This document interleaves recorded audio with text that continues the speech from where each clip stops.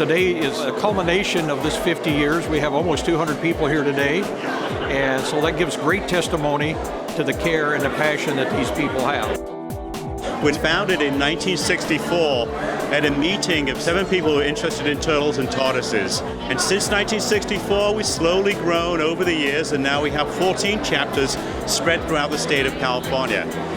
Yeah, there's all kinds of people in the Turtle Club. You go to one of the meetings and talk to people there, you'd be really surprised at what you get to see. A lot of retired people go there. You get people with little kids going there. You get young people going there. I mean, a real sort of variety, a real mix. All kinds of people from all kinds of backgrounds, because turtles and tortoises themselves are very charismatic. They're very fascinating animals. People really like them. It's always about the animals. It's not about us as individuals. It is about the animals and seeing that they are taken care of. The most important thing is to research what you're going to do. So what we try to do is, through educational outreach, the shows that we do at the different areas every year, expose the public to them, get them to pay attention to it, and do their research. You know, they're great pets that you can learn from. Just let them live naturally, but you got to know what you're doing to let them live naturally. Most of the members have pets. They have pet turtles, they might have a pet desert tortoise, they might have some exotic turtles or tortoises, they might be breeding them, they might not. Some people just have one. You know, they've had this one turtle for 40 years, you know, little Pokey in the backyard. They love little Pokey. They like to go to a place where they can talk to other people about it. We don't just interact with members, of course, we interact with the public in a big way. You get calls from people calling up saying, my kid brought a turtle home. Or we moved into a new house and there's a turtle in the backyard, what do we do with it? So, you know, we have a lot of people giving out basic information like that. When you think you want to have a turtle or tortoise, think about its needs, how much care it takes, that it is a responsibility, and that it more than likely will outlive you. So make arrangements with somebody else that's going to take care of it. It is always about the animals, the education, and so that we learn the responsibility of taking care of them and doing it correctly.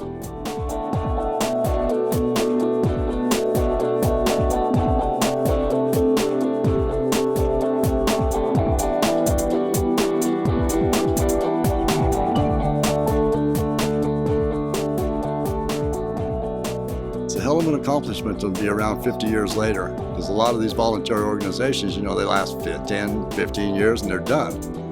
But this has been going on, and I think we're going to go for a long time.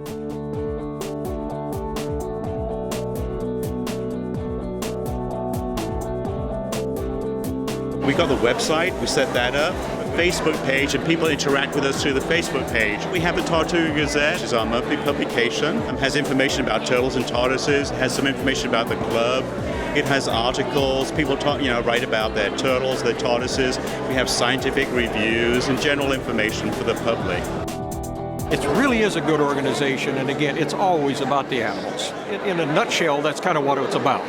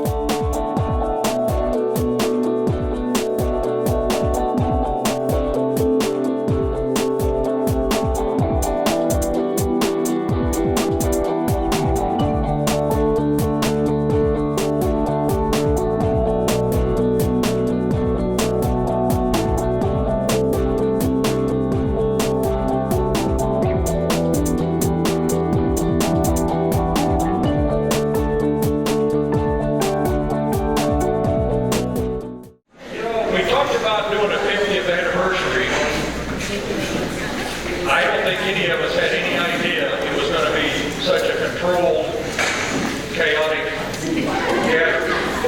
This is great to see this many people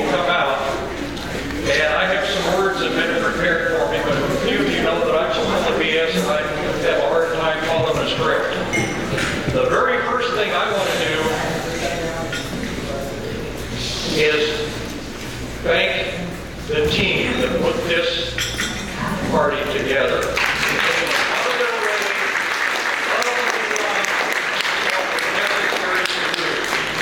These ladies did an outstanding, perfect job. So if any of you need caterers or a party done, you know who to call. It's Robin and Abigail and Karen especially, and the other Robin, and there were a few others on the peripheral part of the team. Anyway, it is well put together. I'm very proud of them. Thank you, ladies.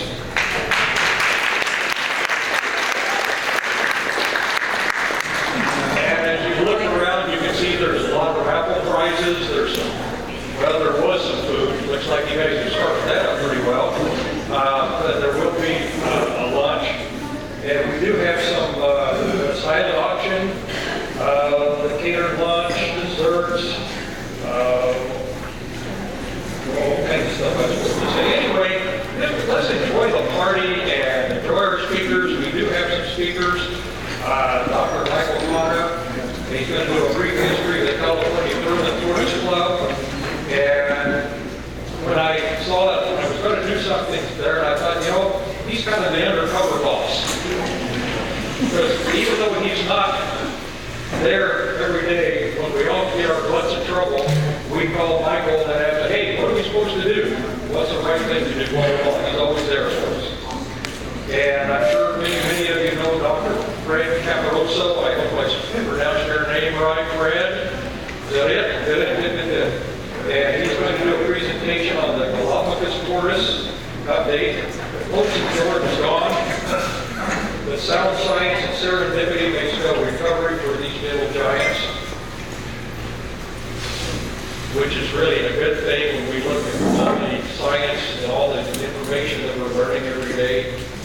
A lot of these animals, it's in our care, and the advice that we give, it just gets better and better. Unfortunately, they have human beings taking care of them. So we hope we keep learning so that we can give them a better life. Michael Tuma, tortoises through the eyes of biologists. Thank you, interesting.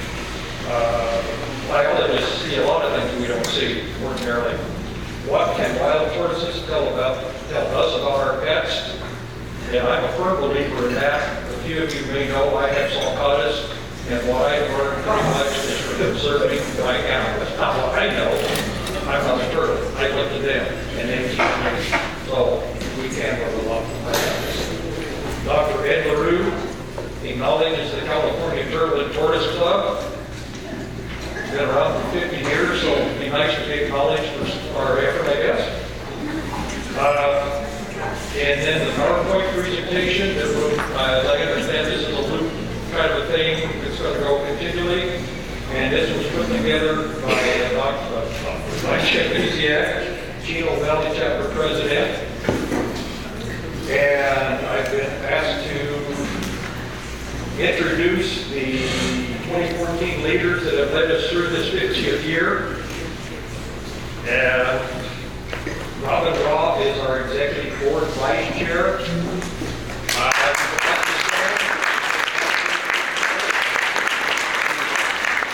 Also the team leader in putting this event together.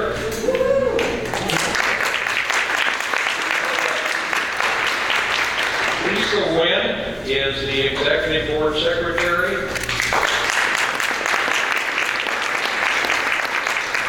Karen Berry is our Executive Board Treasurer.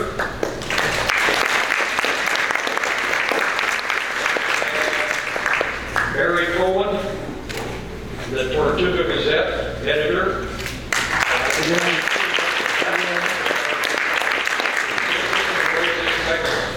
Magazine contains a lot of information. She does a great job without our help. People, we should sure help support her a little bit by getting her some articles. And even if your personal experiences with how you raise your animals or what you do or how you got started, et cetera. And she's great at editing and putting, so you don't have to be an English professor to send her the article. She can take care of it for you. So that takes care of that. And Abigail is our membership and Gazette distribution.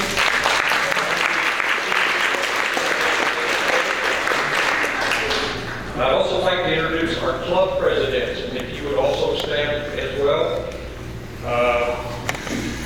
Robert Scott is with the Central Valley chapter.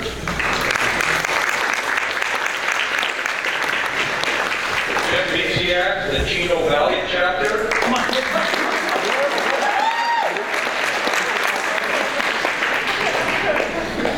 Joyce Spencer, let's see you follow that act, Joyce.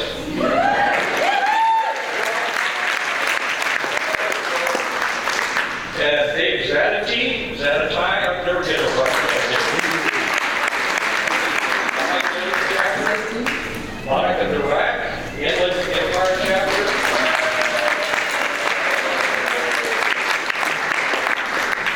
Please forgive me if I do not pronounce names right. I have trouble with my own sometimes, and it's just random. Sharon Paquette, Orange County chapter.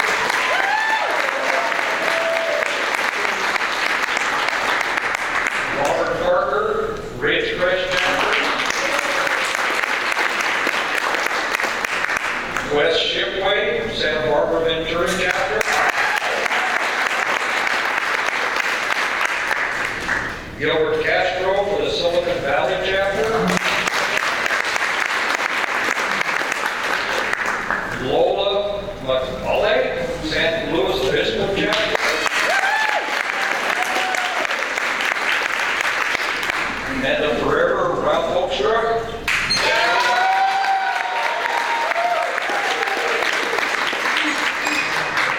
And last but not least is Abigail Messessa Valley chapter.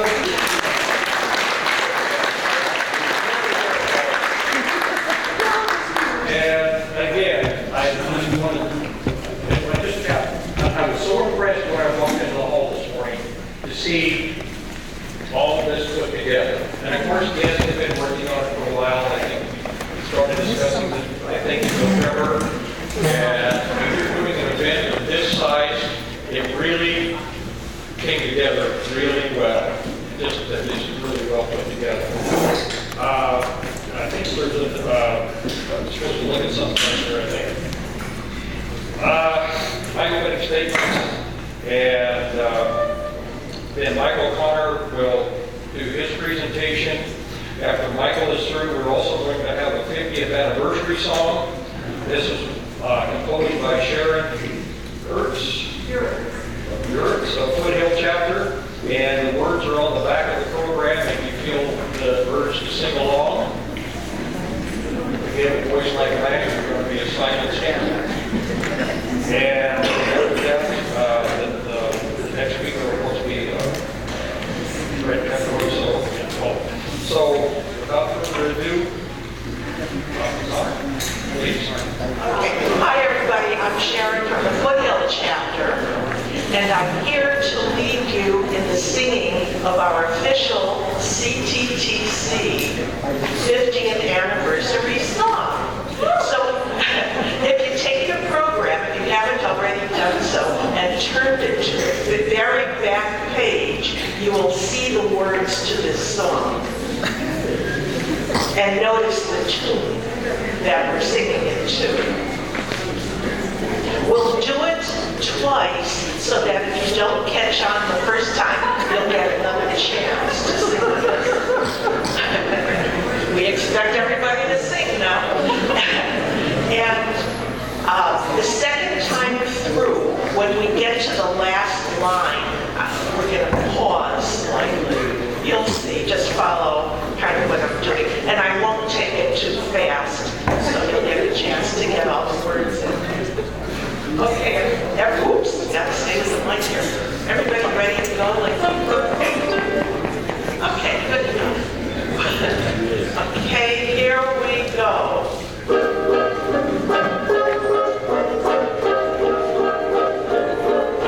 Hail to me, CTTC, on your 50th anniversary.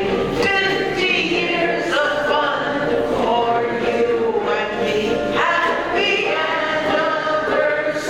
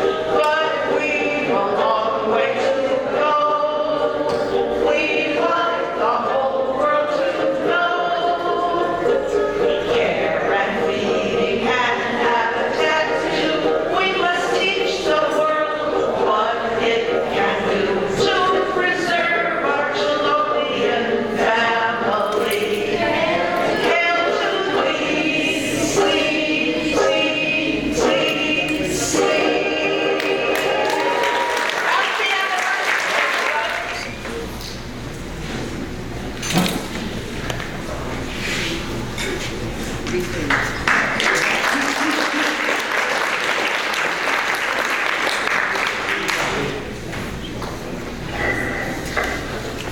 people hear me? Yeah. All right. Okay, well, good morning, everybody.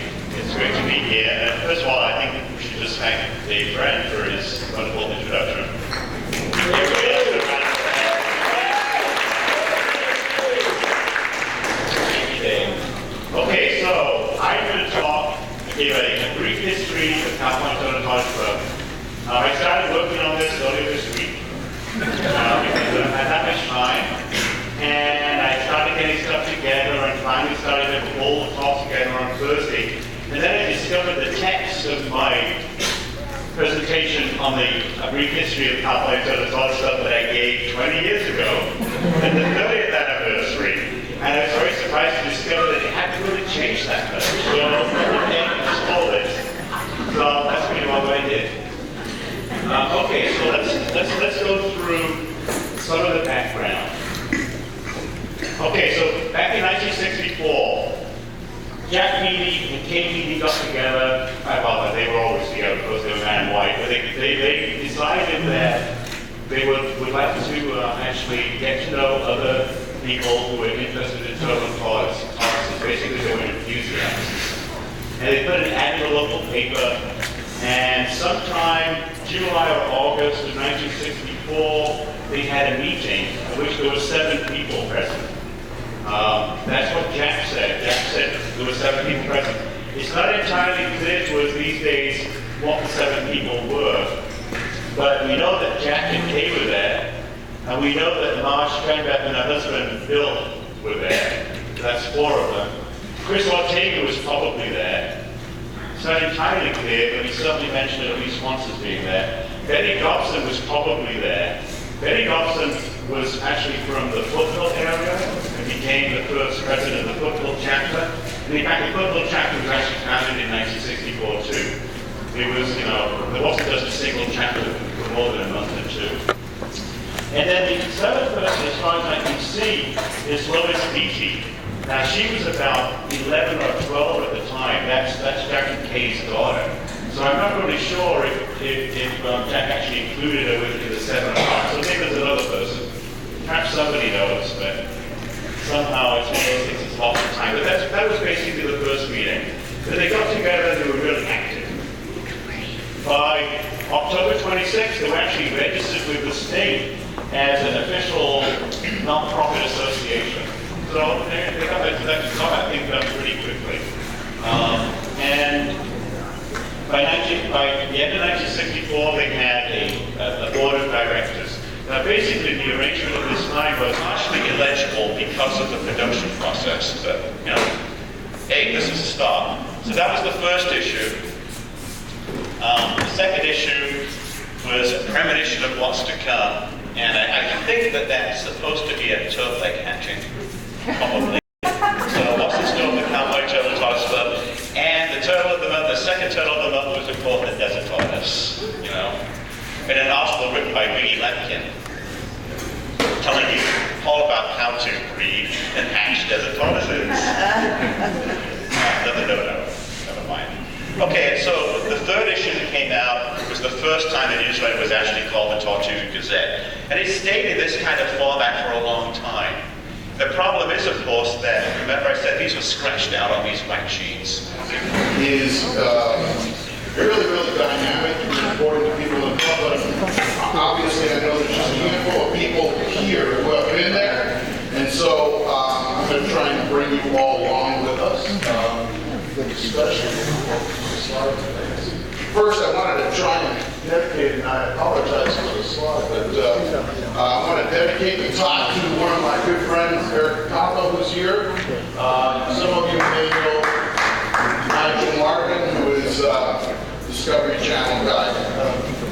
This shirt will show up in this talk throughout. It's the one I'm wearing. It actually is, for those of you who think I never change clothes. I have quite a few of these, and this one is clean, so you can get fairly close. Okay.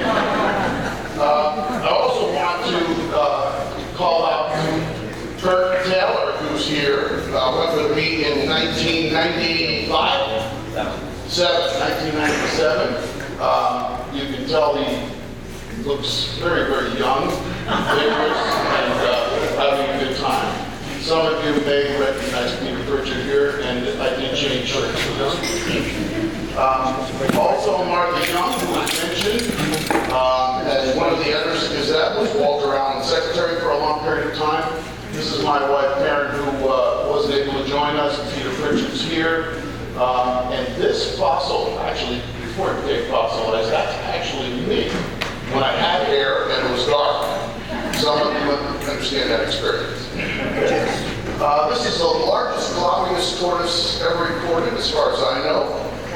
Called Goliath, he's no longer with us. He was in Florida. 911 pounds. It's a pretty significant animal, but fed with pie most of the time, so I wouldn't recommend that as a 100% diet for any tortoise. This is probably the smallest tortoise I've ever seen in the wild. This is a Galapagos tortoise at Volcan Alcedo on the island of Isabella. That's myself and Peter Pritchard there. And the tortoise, there are three tortoise rearing centers in Galapagos. The one that's on Isabella Island was funded by a number of large groups like UNESCO, World Wildlife Fund, USAID, the Frankfurt Zoological Society, and the Swiss Zoological Society, and one individual.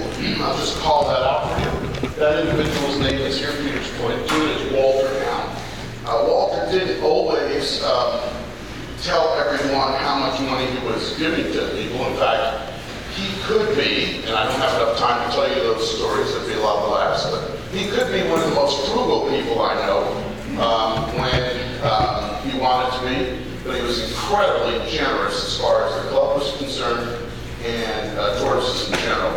And he was a large supporter of the rearing center in Isabella and the Galapagos Conservancy, which I want you to consider contributing to if you so desire. This is the 1990 conference at Chapman that Mike mentioned in his talk just previous. Again, that person actually is me. This is really a rare picture because I'm wearing a tie, and that's in 1990. Also, John Can, for those who are into water turtles, freshwater turtles of Australia here, went with me Galapagos in 2013 with his son. I had to keep prying him off of the students, however. So you won't be going back. Okay. So let's go to Ecuador, and I want to bring everybody along for those of you who don't know. This Ecuador is, Galapagos is an archipelago that belongs to the country of Ecuador. It's found 600 miles off the coast, right on the equator. And for those of you who aren't good in geography, see this line here, that's the equator. And I used to tell people 20 years ago that this was a NASA photograph that I brought in special for the occasion, and nobody would laugh. So I'll just tell you now, in case you're not with it yet, this is a globe from my living room, okay? There really isn't any line on the equator, okay? So, but it does go right through the Galapagos, so it can tell you what's happening in there. If we look at the archipelago, there are, this is a surprise to many people that say, did you go to the island this year? Well, it's not one island, it's a group of islands. And the ones that are highlighted here in yellow actually have villages with humans living in them. So there are 4 villages there that existed before it was made into a national park in 1959, which was the 100th anniversary of the publishing of On the Origin of Species. The main village is here at Academy Bay. The CDRS stands for the Charles Darwin Research Station, which is where a lot of the tortoises that tortoise programs are run. The National Park Service is there as well. And then there are villages on San Cristobal, on Floriana, and Isabella. And we're going to spend some time on Isabella at the end of my talk. So try to remember, this is a huge island. Compared to Catalina, which is about 25 miles long, this is a 100-mile island in length. So it's very, very large. 5 major volcanoes on it, and there are different tortoises on each volcano. These volcanoes are not as active because they've moved off the hot spot. There's a lot of vegetation there. There's not much rain, but the altitude allows kind of a garua or fog mist to come in at the top and inside, and that's where the tortoises hang out. So we're going to talk about that a little bit later. Okay, just sort of, this is my one non-turtle slide that I can remember, is that what's unique about the Galapagos, and why a lot of people go, isn't the tortoises. What are they thinking? Okay? And the reality is, besides the historical value, is that basically all the organisms there, whether they're in the water or on land, have no fear of humans. And so you can see these are Darwin finches, probably the most famous bird in the world as far as science is concerned. I'm holding two of them. They weigh virtually nothing. They're maybe a couple of ounces. I do have some bird feed there, but they'll land on you anyway. And there are a whole group of them around here. There's a woman that I know, Jacqueline DeRoy, who feeds them every morning. So these finches come in. The scientists would like her to stop, but she's been doing it since 1955, so that's kind of a hard practice to stop. Every morning, 300 finches show up at her house. Okay, so if you look at the tortoises, and I'm not going to have a quiz later, maybe, of the scientific names, but we won't deal with that. But just notice that we have volcanoes on Isabella's major ones with tortoises on them. We have some unverified extinct races, like at Santa Fe and other small islands. And then we have some extinct races, like Floriana, which has been extinct or considered extinct since, well, about 150 years. This is going to be important for us later, so try and remember that. And Pinta, which is darkened in here, like the tortoise is living there, the last Pinta tortoise died in 2012. So we're close. And actually, I put this slide in here last night because of the tortoise thing. No, it's my shirt. That's me back there. Okay, that's my shirt. I wear it a lot. This is actually taken at the San Diego Zoo. I gave a talk there last week to the Herp Society, or the and this is an animal which was brought to the San Diego Zoo. If you want to see some great Galapagos sources. The Townsend expedition was brought in 1928. Okay, and there are animals there. There's another animal, one brought in 1933. There was a full-grown adult, almost 500 pounds, in 1933. Still there. His name is Steve. He's number 5. You go down there.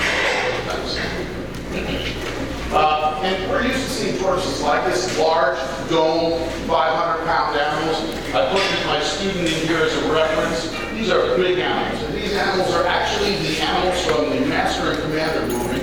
If you haven't watched that, and you're not into Russell Crowe, and all the women have seen this movie, but for you men, if you're not into Russell Crowe, watch it for the tortoises. They're really good. And they're all taken at the Charles Darwin Station. These animals were brought in for tortoises. So we have Galapagos tortoises that vary in size. There are dome tortoises, the ones that look totally like a helmet with their carapace top shell. They get up to about 500 pounds. The record one I showed you is 911. We have a Pinta tortoise, which is a type of saddleback tortoise. And by saddleback, they have a curvature in the front that looks like a saddle. In fact, a lot of people, a lot of books say that the name Galapagos comes from tortoise, and that the islands were named after tortoises. And everybody in Southern California, everybody in this club, knows that Spanish for tortoise isn't Galapagos, it's Tortuga, correct?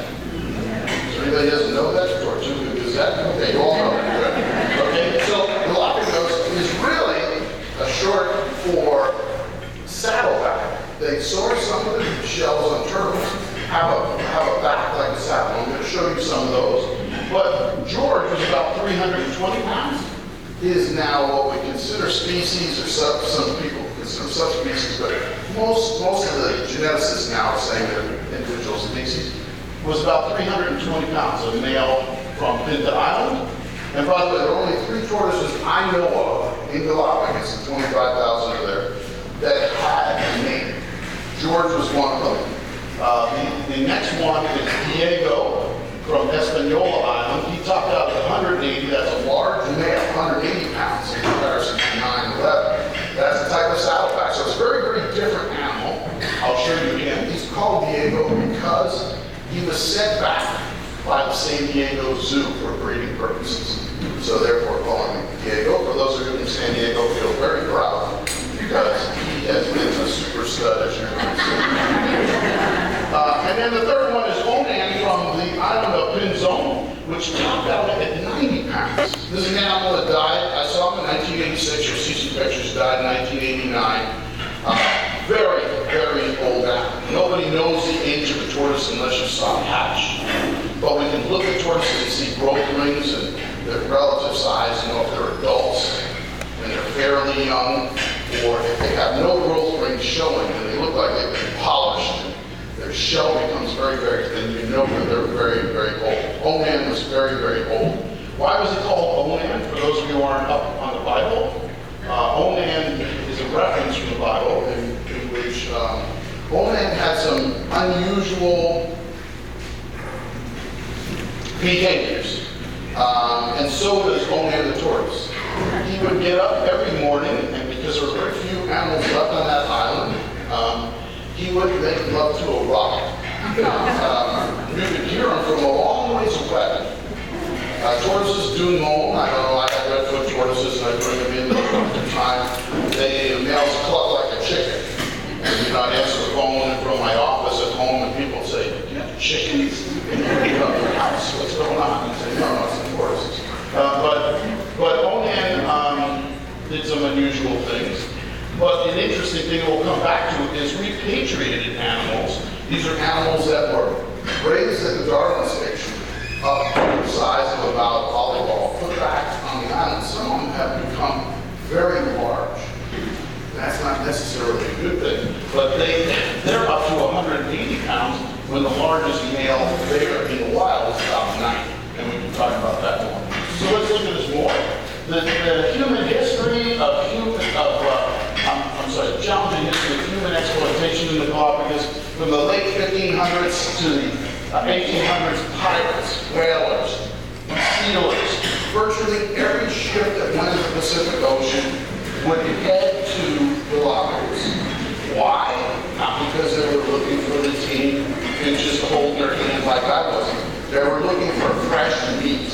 Because if you are on a ship eating jerky or fish you catch for years at a time, having a tortoise is really an issue that would be life and quality of your life goes up if you have fresh meat. And so what they do is they go to an island and take a bunch of tortoises on board, put them in the hold of the ship, turn them upside down, and eat them as they went along because they could live for up to 9 months like that. But the other thing that would happen is that ships would sometimes, when they were going back, just dump them either overboard or drop them off in some place near an island that was close.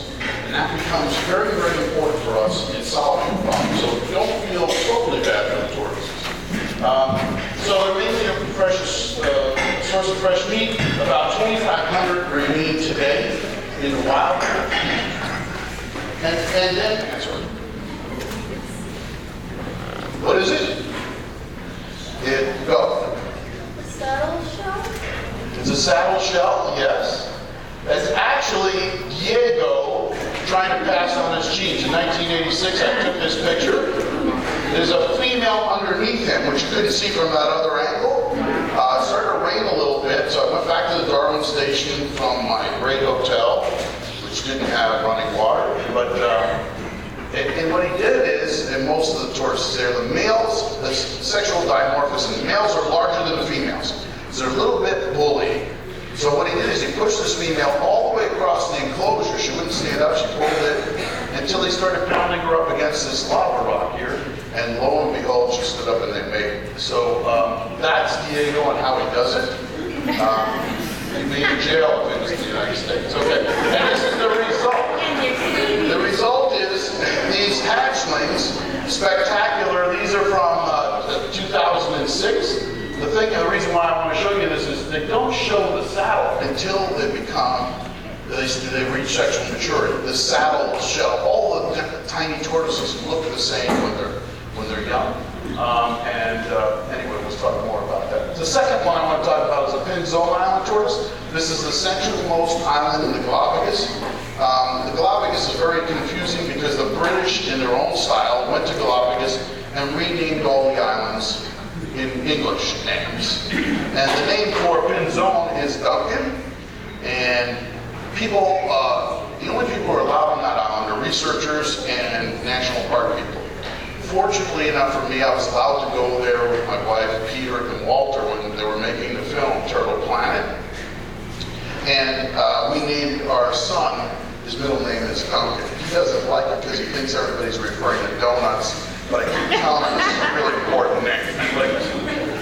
Okay, this is Onan. This is the stud male or remaining old male. He looks pretty majestic. He's actually inside a volcanic crater. The volcanoes in Galapagos are shield volcanoes. Very, very huge calderas, not peaked like Krakatoa or Fuji as much. So he's inside, not a lot of vegetation here. There's a real old Opuntia cactus. Notice the Opuntia cactus in Galapagos have evolved to have trunks to get away from the tortoises and any land animals that are there because they eat the pads, cactus pads. Only those that survive. Somebody in the CTTC, I think that's it, right? Yeah, the CTTC people love this.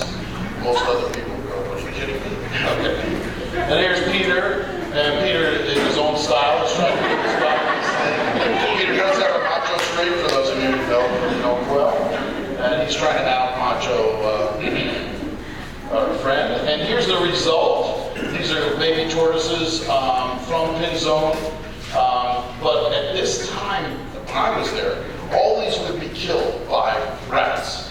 Okay, the rats turn them over. Those of you who've seen sea turtles, they go for the yolk sac and they just eat them while they're still soft and young. So no surviving young on this island for 70 years, okay? Don't tear up, we're saving. Okay, so, and here's the other issue with them. You say, well, let's poison all the rats. Get out there and throw that bait out there. Well, an even more endangered species is the Galapagos hawk, which is there. And Galapagos hawks will attack hatchlings, but the hatchlings hide a lot better from them. And once they reach this size, the hawks just sort of look at them because they're too hard, their shells are too hard for them to consume. They just leave them alone. Okay, so in '65 they formed a plan of attack to try and improve the situation to these tortoises. And hopefully I'm going fast enough. I'm going to go pretty fast through some of these. But what they did was they collected eggs from the island crow, even though he's bigger. So watch what happens. He decides, and this is her. She looks about the same size, but it's a camera thing. She's much smaller, and she's up on this hill. He's decided to make his move. Does he look like he's excited? And by the way, one of the things I say is that most of George kind of like food more than females. That's my assessment. But anyway, he's going to give it a go here. Okay, so watch it. There he goes. He's getting revved up. He raises his head up. Remember that dominance thing? They do that over the females too. She decides to raise her head. He raises his head up higher. And she's standing on a hill. Tricky. And then he decides to turn his head a little bit. Maybe that'll do it. She just turns her head. And then he puts his head down. So you just sort of see him snapping his fingers going, oh, shoot. Okay. But he tries again. He doesn't give up. He's really after it. And she doesn't give up either. He turns again. Turns again, turns again, and then he soaks himself in the pond. That's it, okay? All right. So, those are special pictures. You won't see those anywhere else, okay? Nobody has those. I have another sequence which is really hard because I only go there once a year, which I've been there 22 times. I guess I shouldn't mention that. I feel like one of the luckiest people on earth, but you can't capture all the behavior in short periods of time. But this was in January 2012, the last time I saw George alive. He died in June, the end of June. He didn't look quite as good. I don't know that you can see it there. He's got some excess weight on, but anyway. And this is here because this is Fausto, the guy that gave the center around. Of course, here's Peter, and here's the shirt. Okay, I'll put that. So the good, the tortoise, the good, the bad, and the blank. Lonesome George was found in '71, taken in '72. 2003, a detailed search of Pinta showed no tortoises found. Peter led that. They found parts of tortoises, dead animals, 1 female and 14 males, parts of them. So near the end of existence of the Pinta tortoise, it was a male-dominated group. Why? I don't know. Okay. So on June 24th, 2012, George dies. Everybody's very upset. But in 2010, they sterilized 39 hybrid tortoises. These were ones that they didn't want breeding anyway, and people would turn them in, or they're confiscated at the station, they were feeding them. They decided to sterilize them and release them on Pinta as ecosystem engineers. The strategy is here that for an island's existence and to be a healthy island, they needed a large herbivore to create trails, put places where birds can nest, other organisms could do well. And so they decided to try this experiment in 2010. They brought the animals out. You can find this on the web, some of the information, and see the tortoises. They put them on the island, they just started eating immediately. I mean, the stress of traveling by sea, et cetera, didn't bother them at all. And those animals are doing well. There are other animals there. In fact, not only are there Pinta animals there, but there are Floriana tortoises there. We'll get to that next. Tortoises moved between islands by whalers and other visitors in the 18th, 19th century. Some ended up on Wolf. Captain Porter, who was an American captain during the War of 1812, talked about tortoises being dumped overboard at sea during fighting between ships. Ships at that time, the War of 1812, they didn't have engines on them. The way you got away from a ship that was attacking you was you dumped all your weight overboard as much as you could. Now, nobody's going to dump themselves overboard, so if you had a choice, you dump a tortoise or a cannon rather than another human. And so some of those guys with their long necks, that's up periscope, they can float definitely. They just can't float indefinitely. If they're close to an island and a current carrying them, that could make it survive. And that's probably what happened. And yet there are. This is one of the hybrids that you can tell is type part saddleback that's on volcanic wolf, and it has part of the genetic material from it.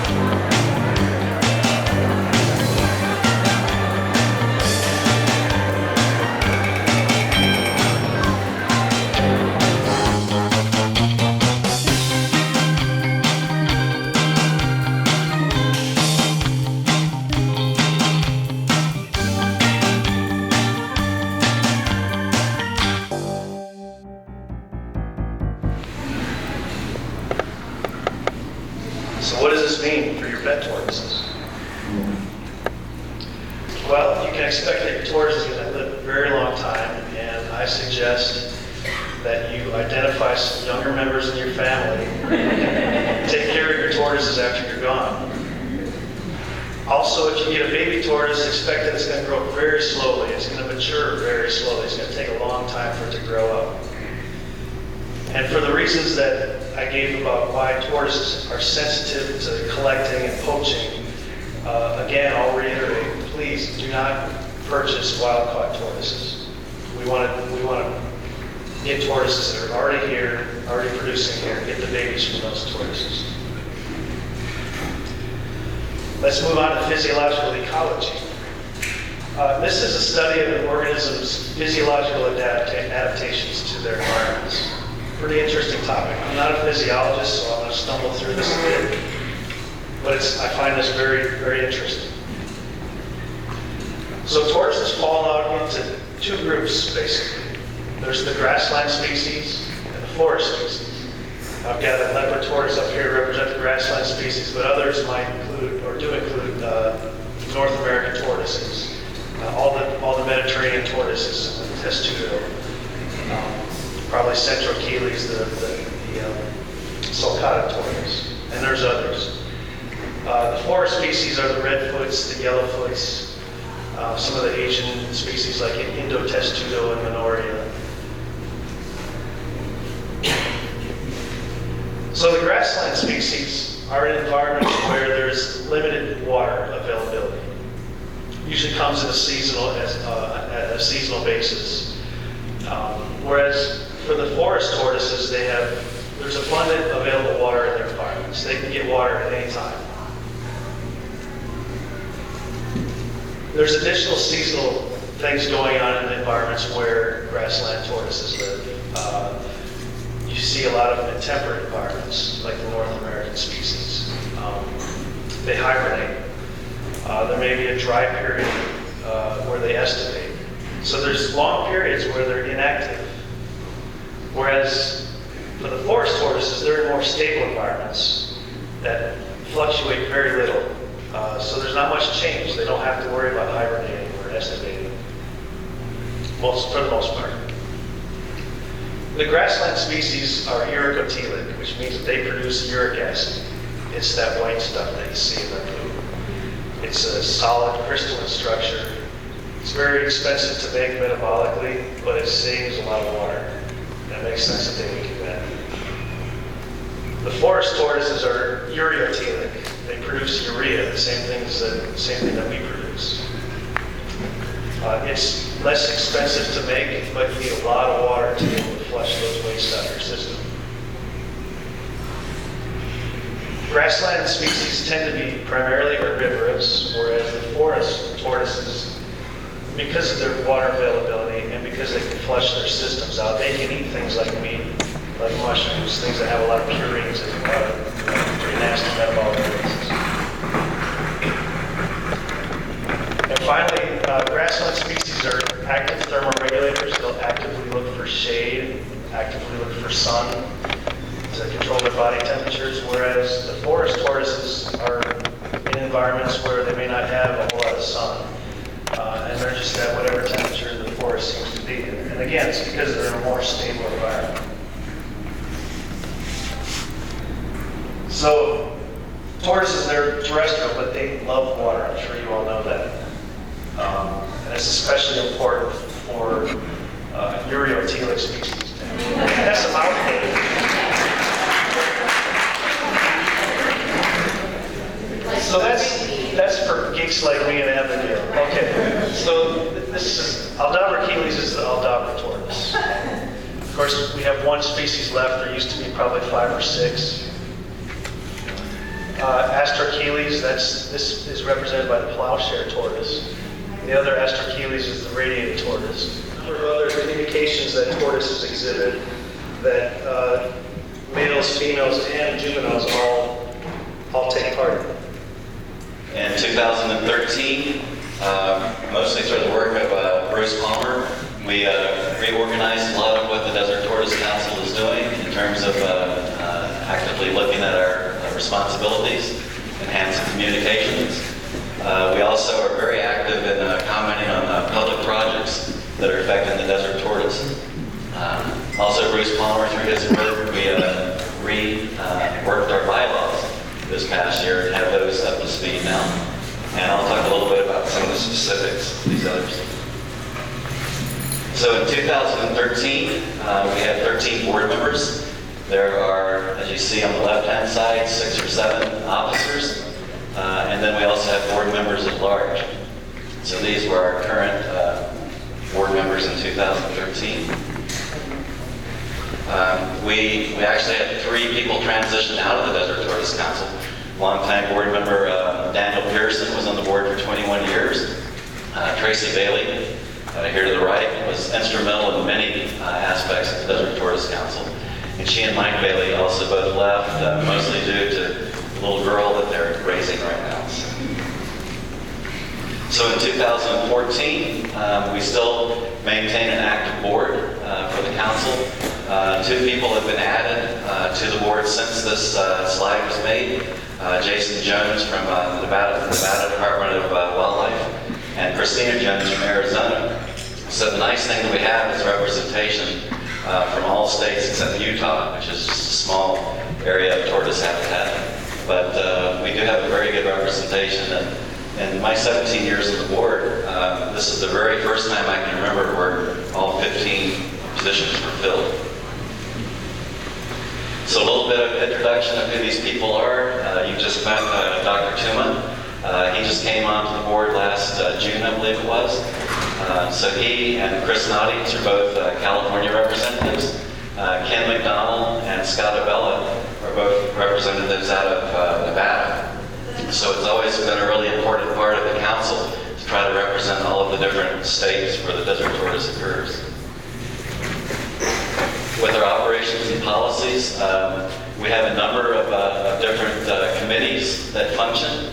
They're kind of listed here with grants request policy and awards committee and ecosystems advisory, and I'll talk a little bit about those.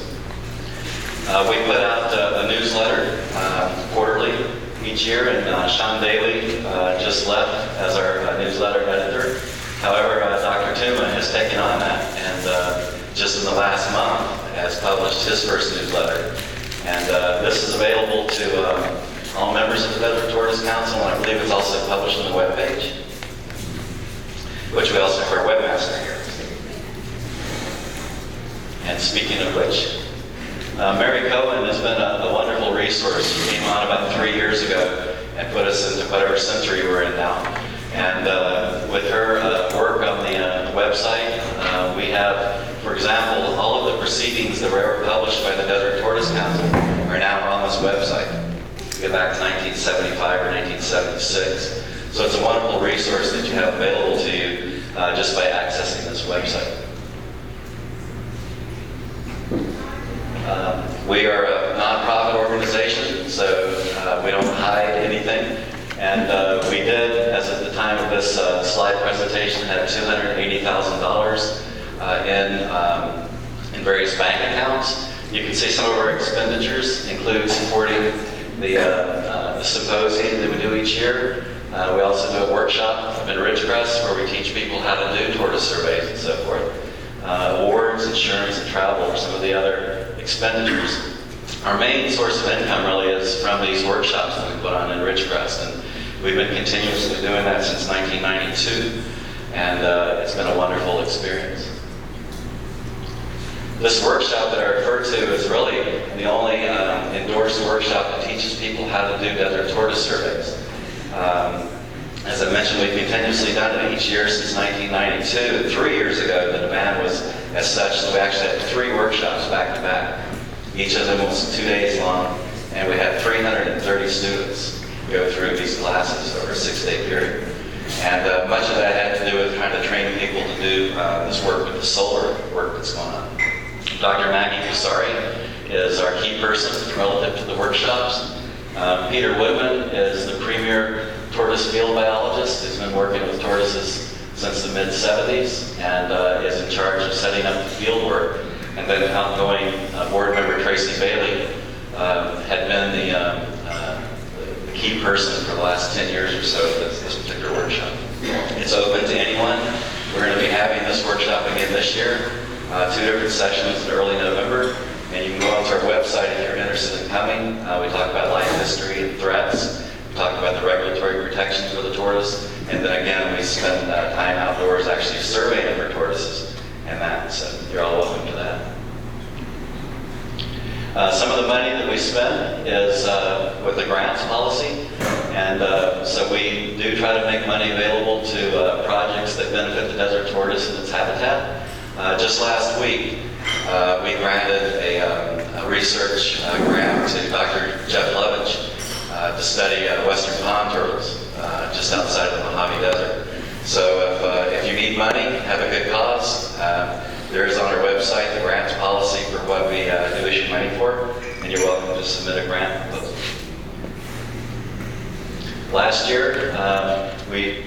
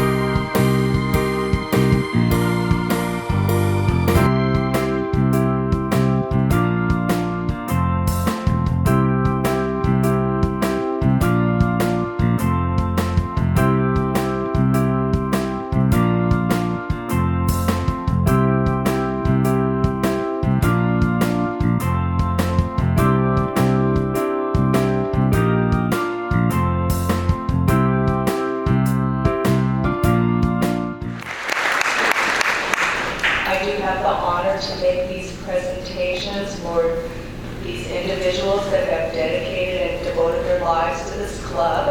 And I'm going to go ahead and get the awards out right now. The first award is presented to Mary Cohen.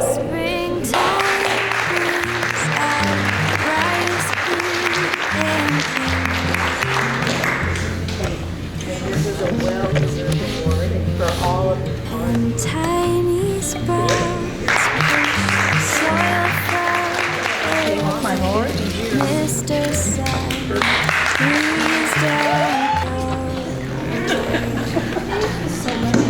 'cause the winter saddens all the flowers, and the oceans turn to gray, and the sky cried down for days. Mr. Sun, please don't go away. The birds and bees all sing happy things as they fly. Anniversary off the ground, and this presentation goes to Dave Fred. Mr. Sun, stay here and as the winter saddened all the flowers, the oceans turn to gray.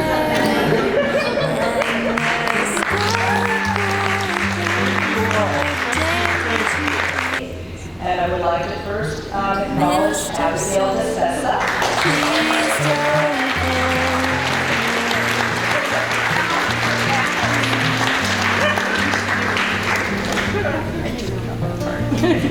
Okay, she got me this time.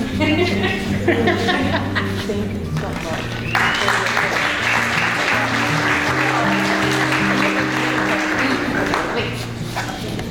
Thank you. My next little poet is Karen Vick.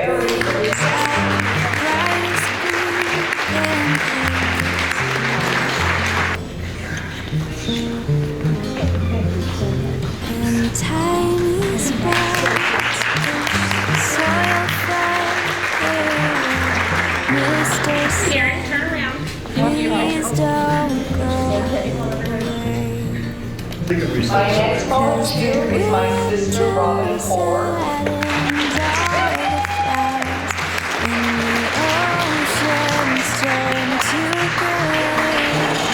And the sky cried down for days and days. Mr. Sun, please don't go away. I would like to also acknowledge Montine Yates. She was very instrumental in helping me get the 50th anniversary glasses.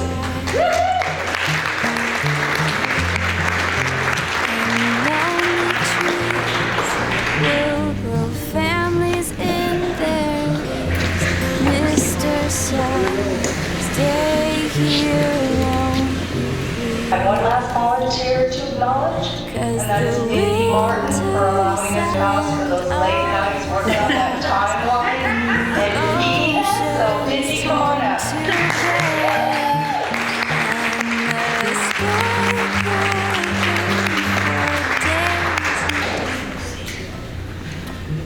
Mr. Sun, please don't go away.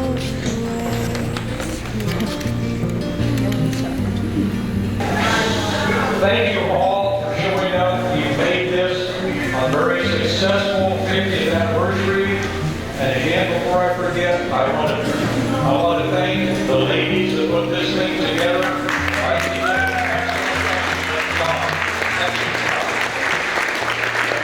And a little appreciation plan for Robin Rob. And this is some kind of order. Civilian? Phalaenopsis.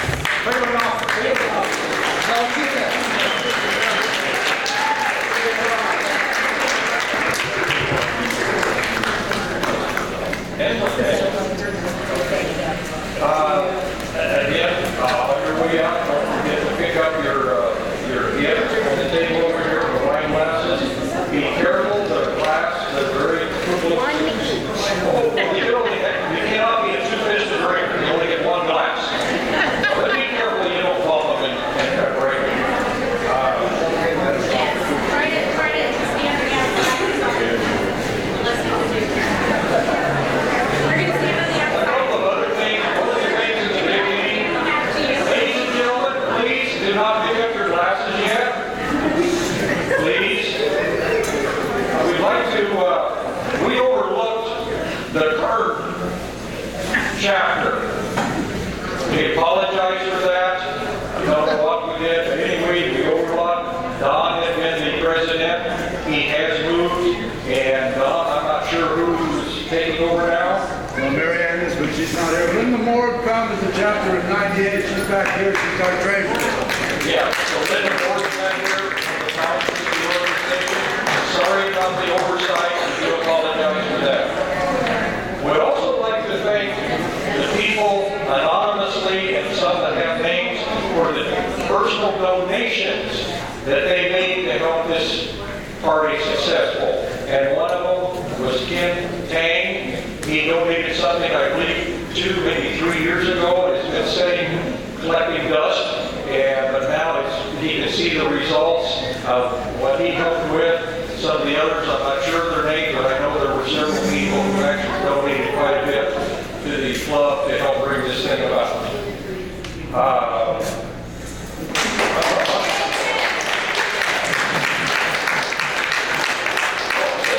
Some acknowledgements that I'll go through real quick. Lowe's Home Centers, a couple of people there, Jared Nichols, Claudio Kepos, Bob's Sports Outfitting and Custom Embroidery, Patrick Perez, professional graphic artist, Van Steen Associates, for the wine glasses, Rob Rosema, Party Plus Rentals, Genevieve from the Orange County chapter. She did the breakfast things and the desserts and the drinks and stuff. And Lisa went for the anniversary cake. That was an awesome cake, by the way.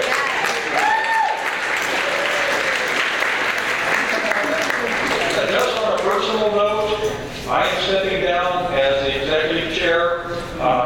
Some of you know I have my own project, the Ojai Salt Rock Project.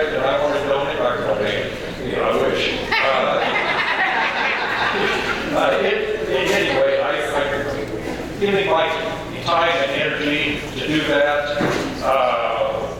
I'm very, very passionate about the salt commons, as many of you are, about the species that you have, that you are keepers of. I don't think any of us are turtle tortoise owners. We are keepers of the animals. But again, I'm putting all my time and energy into this. I'm already the book and what have you. But my journey and my association with the CTC organization has been one awesome experience. I've been involved, I don't know, 20, whatever, some years. And because of our association, my wife and I had a couple opportunities in a lifetime. We got to go to Costa Rica and was there with Dr. Peter Pritchard, who was mentioned several times today. We went to South Africa with him. It's just been an awesome, awesome experience.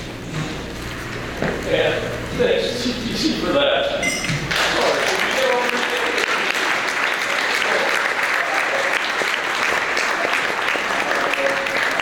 Are there any other announcements, Robin? Yeah, one last one. On the way out, when you're picking up your gift, please remember to sign the guest book. We'd like to have a record of all the people that were here today to join in our celebration. Thank you. And thank all of you for all of the time and energy you put into taking care of these animals, and the time and energy you put into your local chapter. And looking around the room, I might make one comment.